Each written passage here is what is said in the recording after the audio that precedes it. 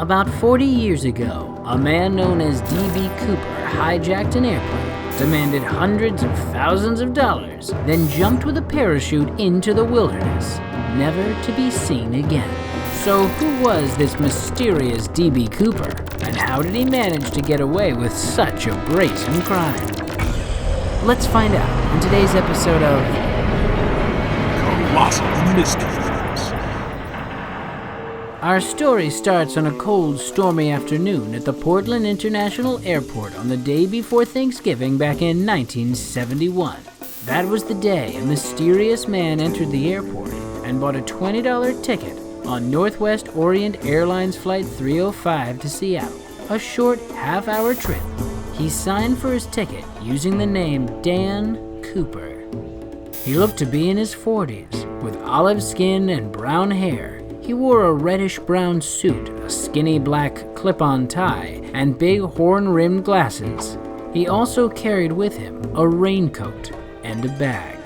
Mr. Cooper boarded the plane and took his seat. Aboard the small plane were 5 crew members, the pilot, co-pilot, and 3 flight attendants. There were also 37 other unsuspecting passengers on board as well. Shortly after takeoff, Dan Cooper ordered a drink from one of the flight attendants. When she returned with it, he quietly passed her a hand-scrawled note. The flight attendant's face froze with fear as she read. The note said that he had a bomb in his bag and asked her to write down a second note and take it to the pilot. As her hands trembled, she wrote, "I want $200,000 by 5 p.m. in cash. Put it in a knapsack. I want 2 back parachutes and 2 front parachutes. When we land, I want a fuel truck ready to refuel. No funny stuff, or I'll do the job."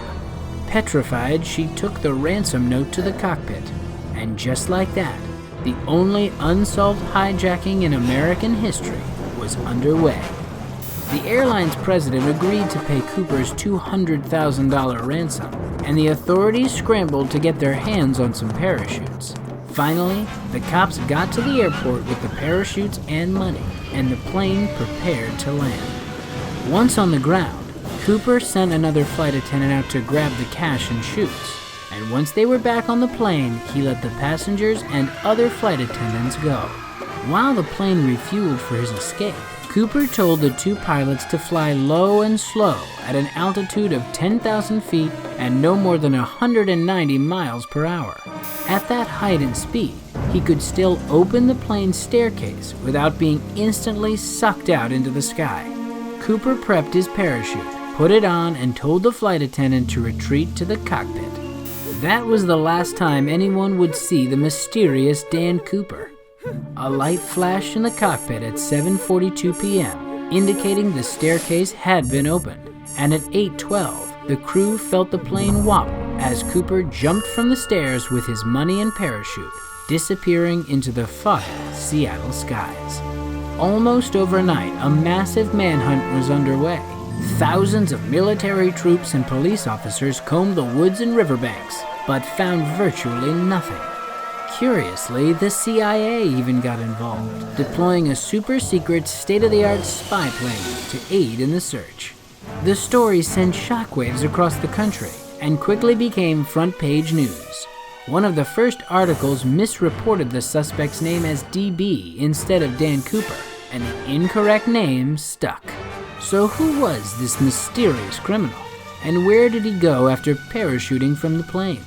After an extensive investigation, the FBI concluded that Cooper most likely died during his jump, and it's possible that he was never even able to open his chute. But without any evidence, they couldn't be sure. There were several factors working against Cooper. He jumped into freezing rain and thick clouds at temperatures well below freezing wearing just his suit, while carrying his bag of money. The Cascade Mountains below were an unforgiving landscape covered in rocks and tall pointed trees, making a landing even more dangerous. It took 7 years before the first trace bits of evidence turned up. Hunters unearthed a plastic instruction card showing how to lower the staircase on the exact type of aircraft Cooper had commandeered.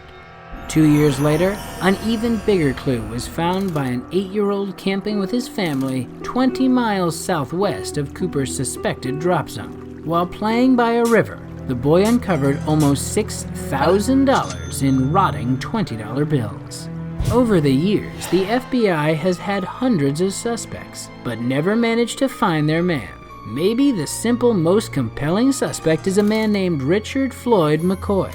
Just 4 months after Dan Cooper's crime, McCoy hijacked the exact same type of plane and received $500,000 ransom before jumping from the plane's staircase over Utah. Sound familiar? But experts believe he was more likely a copycat criminal than the same person. McCoy was just 29 at the time, and Cooper was described as being in his 40s. There's always a chance that more evidence is eventually found, and if we're lucky, one day this cursed case may be solved once and for all. But until then, we're simply left to wonder.